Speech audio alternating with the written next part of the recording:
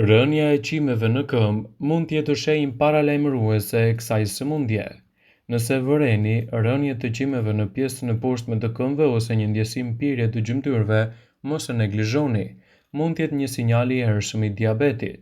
Sipas ekspertëve, kjo simptomë lidhet me dëmtimin e nervave periferik, një gjendje e njohur si neuropatia diabetike, që shkaktohet nga nivelet të paqëndrueshme të sheqerit në gjak. Kjo sëmundje mund të ndikojë në qarkullimin e gjakut dhe nëse nuk trajtohet të çojë në komplikacione serioze.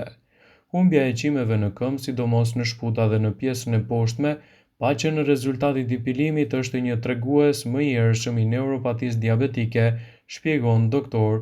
Kenneth Harless. Simptoma të tjera paralajmëruese janë lodhje e vazhdueshme, mpirje ose ndjesi shpimi me gjilpëra në duar dhe në këmbë, shërimi ngadalë të plagëve, probleme me përqendrimin, dëmtime të veshkave ose të shikimit. Nëse keni këto probleme, paraqituni tek mjeku.